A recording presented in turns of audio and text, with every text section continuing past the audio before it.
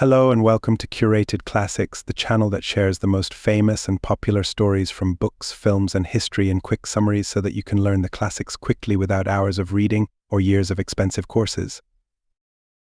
Today you are listening to Beyond Good and Evil, Prelude to a Philosophy of the Future, a philosophical work by Friedrich Nietzsche, first published in 1886. It's considered one of Nietzsche's most significant and influential works, and it expands upon and refines many of the ideas he first introduced in Thus Spoke Zarathustra. The book is a deep and wide-ranging critique of philosophy, religion, science, politics, and art. Nietzsche's main aim is to challenge and provoke readers to question the established values and beliefs of their culture, and to move beyond simplistic notions of good and evil. The title Beyond Good and Evil suggests Nietzsche's belief that the world is more complex than simple notions of good and evil, and that morality is not a fixed, objective truth, but rather something that is subjective and changeable. He argues that what we consider good and evil is often shaped by our cultural, historical, and individual biases. One of the key ideas in the book is the will to power, which Nietzsche sees as the main driving force in humans, a fundamental aspect of our nature that underlies all of our actions and values. Nietzsche also famously introduces his concept of the Übermensch or overman, a new kind of higher human being who is capable of creating their own values beyond the traditional dichotomy of good and evil. The book is divided into 9 sections, each covering different topics, including morality, religion, scholarship, culture, society, and more. Throughout, Nietzsche's style is aphoristic, meaning he often uses short statements, maxims, or sayings to express his philosophical ideas, making his work both challenging and thought-provoking. It's important to note that Nietzsche's ideas are complex and open to interpretation.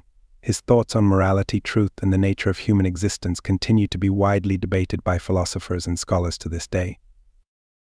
For a more in-depth understanding of the book, we will now provide a chapter-by-chapter breakdown.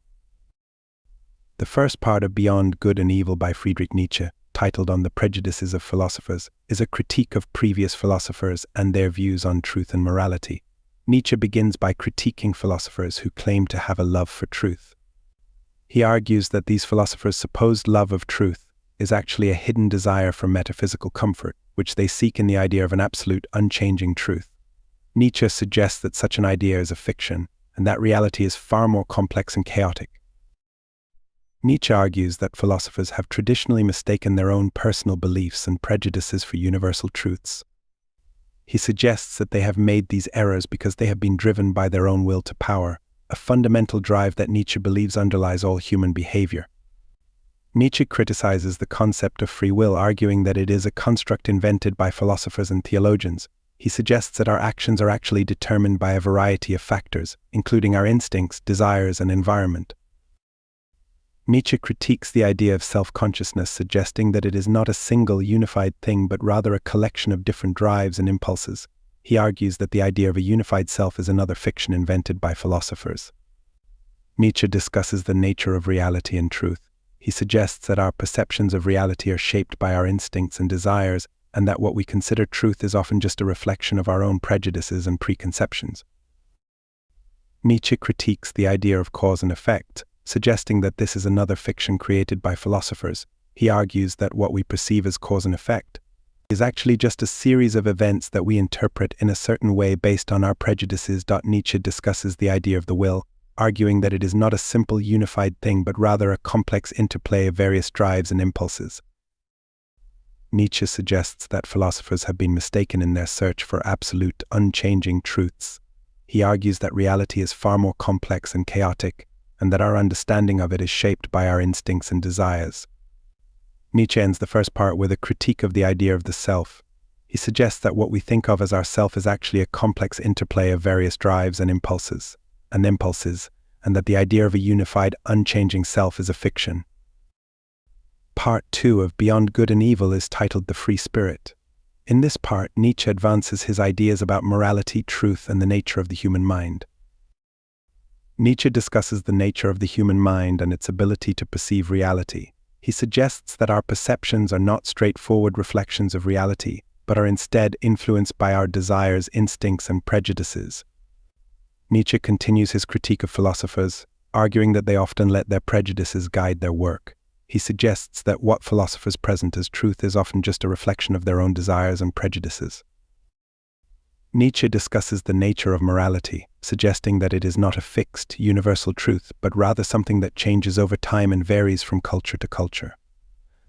He argues that our moral beliefs are influenced by our instincts and desires, and that they serve to express our will to power, the fundamental drive that Nietzsche believes underlies all human behavior. Nietzsche presents a critique of modern society and its values.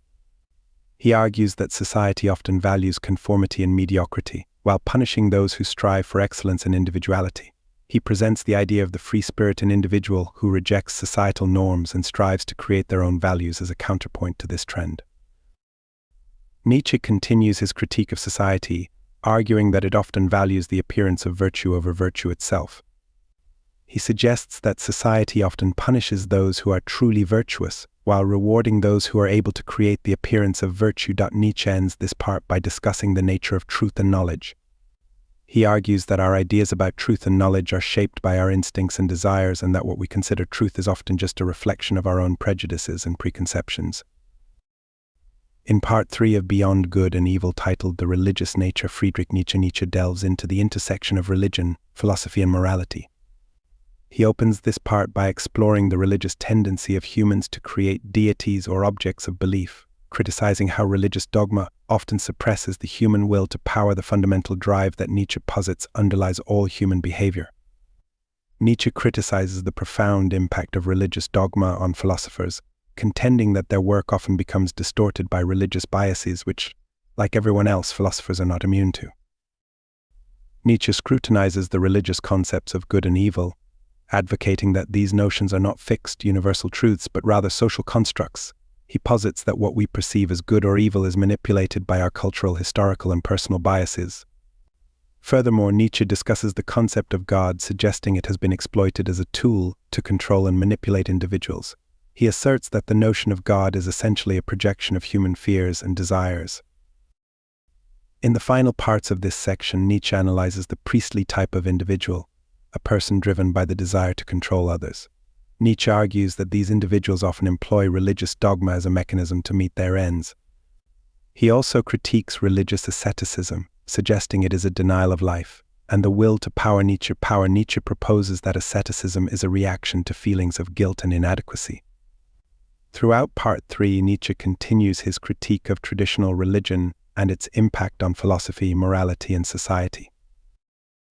In Part 4 of Beyond Good and Evil, titled Aphorisms and Interludes, Friedrich Nietzsche presents a series of aphorisms that cover a wide range of topics, from the nature of truth and morality to the role of women in society.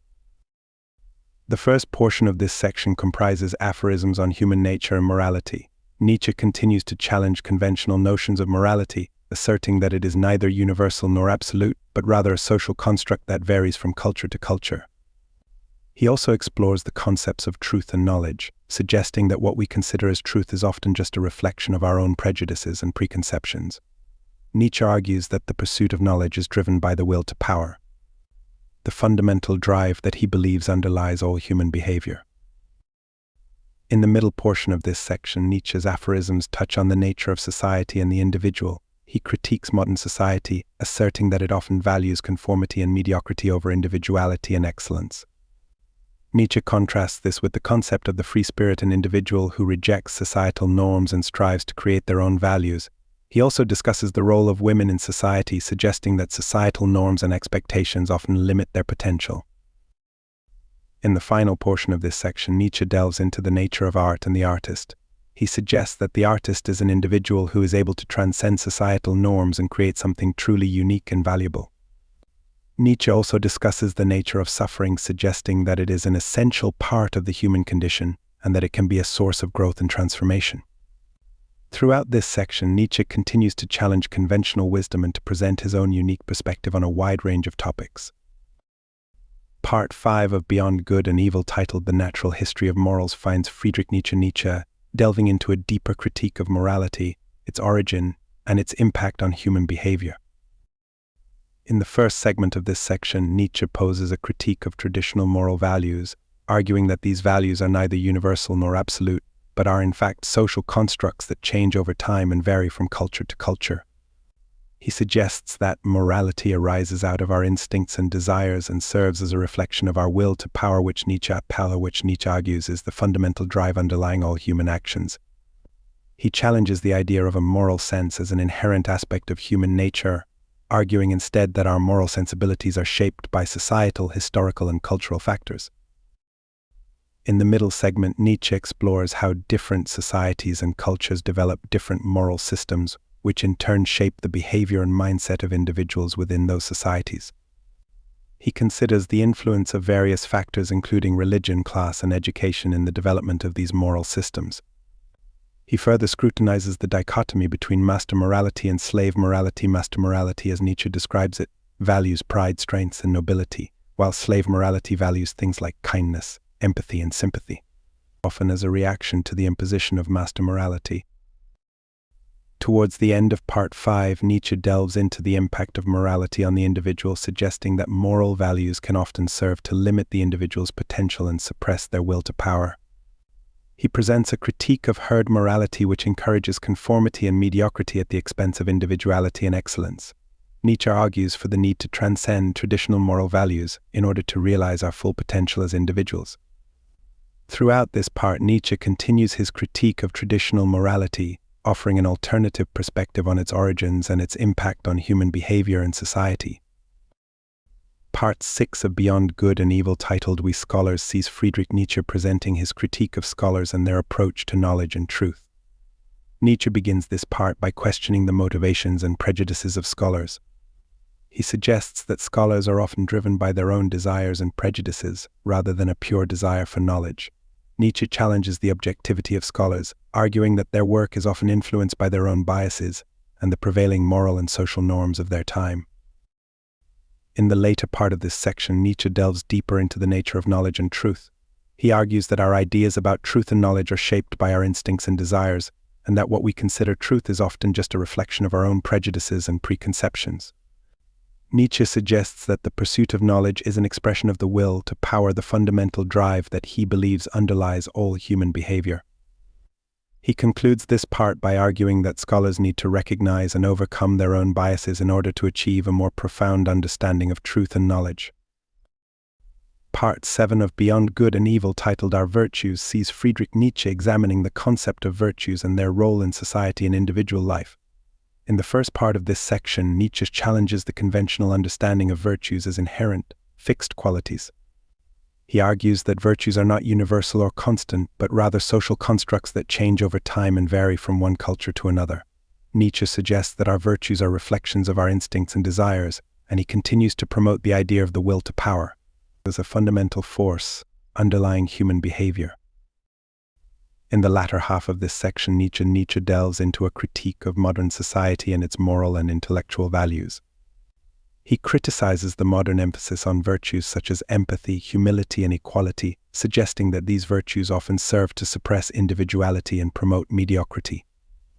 Nietzsche advocates for the re-evaluation of these virtues and the establishment of new ones that encourage individuality, creativity, and the pursuit of personal excellence.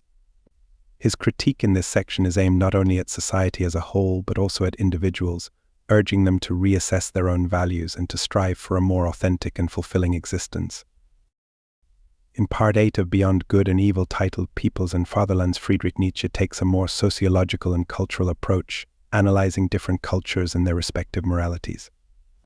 In the opening of this section, he considers how different cultures and societies develop unique moral systems, which in turn shape the behavior and mindset of the individuals within those societies. Nietzsche also critiques the notions of national identity and patriotism, arguing that they can often lead to conformity and suppress individuality. In the later part of this section, Nietzsche turns his attention to Germany and its intellectual culture. He criticizes the German intellectual tradition for its emphasis on systematic thinking and its lack of appreciation for individual creativity and originality. Nietzsche suggests that this intellectual culture has led to a kind of stagnation and mediocrity in German thought. He also discusses the influence of other cultures on Germany, notably the French, English, and Italian influences, and he critiques the German tendency to borrow ideas from other cultures rather than developing its own unique intellectual tradition. Through this exploration of different cultures and their moral systems, Nietzsche continues his critique of conventional morality and its impact on society and the individual. In Part 8 of Beyond Good and Evil, titled Peoples and Fatherlands, Friedrich Nietzsche takes a more sociological and cultural approach, analyzing different cultures and their respective moralities. In the opening of this section, he considers how different cultures and societies develop unique moral systems, which in turn shape the behavior and mindset of the individuals within those societies. Nietzsche also critiques the notions of national identity and patriotism, arguing that they can often lead to conformity and suppress individuality. In the later part of this section, Nietzsche turns his attention to Germany and its intellectual culture. He criticizes the German intellectual tradition for its emphasis on systematic thinking and its lack of appreciation for individual creativity and originality. Nietzsche suggests that this intellectual culture has led to a kind of stagnation and mediocrity in German thought. He also discusses the influence of other cultures on Germany, notably the French, English, and Italian influences, and he critiques the German tendency to borrow ideas from other cultures rather than developing its own unique intellectual tradition. Through this exploration of different cultures and their moral systems, Nietzsche continues his critique of conventional morality and its impact on society and the individual. Beyond Good and Evil by Friedrich Nietzsche is a complex philosophical work that challenges traditional notions of morality and truth, offering a number of provocative ideas. Question everything. Nietzsche encourages readers to question traditional ideas, particularly in the realms of morality and truth. He suggests that many of the things we take for granted as being universally true are actually social constructs that reflect our own prejudices and preconceptions. The will to power. Nietzsche posits that all human behavior is driven by the will to power. This is a fundamental drive for mastery, achievement, and control. While this concept is often misunderstood as advocating for domination or cruelty, Nietzsche actually uses it to suggest that we should strive for self-overcoming and individual excellence. Transvaluation of values. Nietzsche argues for a complete reassessment or transvaluation of our moral values. He suggests that traditional moral values often serve to suppress our individuality and potential, and he calls for the establishment of new values that affirm life and encourage creativity and self-fulfillment.